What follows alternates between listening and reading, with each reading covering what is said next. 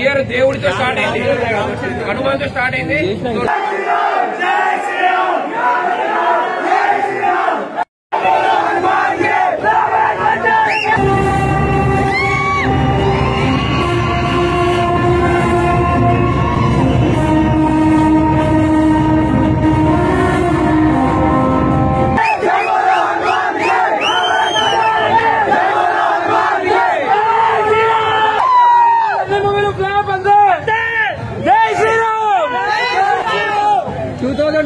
Best movie ఏ hero వనికి రాడు చెప్తున్నాడు. హనుమంతుడు కూడా ఏ హీరో వనికి రాదు. హనుమంతుడు అసలు ఏ సినిమా వనికి రాదు చెప్తున్నాడు. ఏ సినిమా వనికి రాదు. 2024 లో #1 హిట్ అంటే హనుమంతే. ఈసారి అవార్డు ఇవ్వాలన్నా హనుమంత్ మూకే ఇవ్వాలి, లేకపోతే ఏం చేయాలి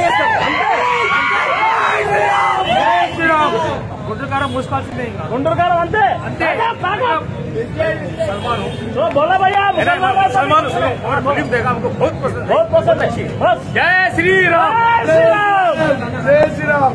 తెలుగులో రామాయణంలో రాముని హనుమంతుని చూపించాలంటే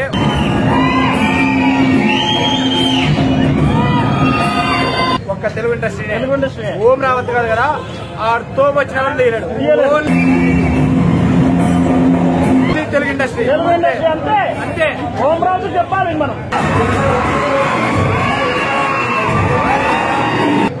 ఓం రావత్ కాదు కదా భయ్యా, అంత పెద్ద తోపు డైరెక్టర్లు వచ్చినప్పుడు తీయలేడు.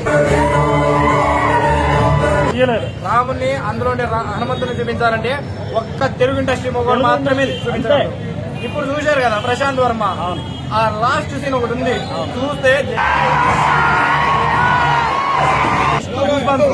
అంతే. 1 more time వస్తా భయ్యా, పార్ట్ 2 కోసం వెయిట్ చేస్తున్నాం భయ్యా. పార్ట్ 2 ఉందా? పార్ట్ 2 ఉంది. పార్ట్ 2 ఉందా? 124 డిఓపికి డైరెక్టర్ ప్రశాంత్ వర్మ గారికి అండ్ మన హీరో ఇది 30 సినిమా అనమాట. సూపర్ యాక్టింగ్ చేశాడు. అండ్ ఇంకొకటి వచ్చేసి 2025 జై హనుమాన్ అని చెప్పి పార్ట్ 2 కూడా తీస్తున్నారు. దానికోసం లిటరలీ వెయిట్ చేస్తున్నా. నేను మాక్సిమం అయితే ప్రభాస్ అన్న ఫ్యాన్. ఆదిపురుష్ చాలా బాధపడింది, దీన్ని చూసి నేర్చుకోవాలి. ఆ ఓం రాజ్ వల్ల హిందీ డైరెక్టర్ కానీ తప్పుడు చేయకూడదు. బట్ ఏంటంటే దీన్ని చూసి నేర్చుకొని ఒక్కసారి మళ్ళీ ఒకసారి దాన్ని ఏమంటారు జై హనుమాన్ పార్ట్ 2 వస్తుంది, ఒకసారి అన్న చూడమని చెప్పడం. జై హనుమాన్ పార్ట్ 2 2025 అయితే బాగుండలేదన్న. డైరెక్షన్ చాలా బాగుంది.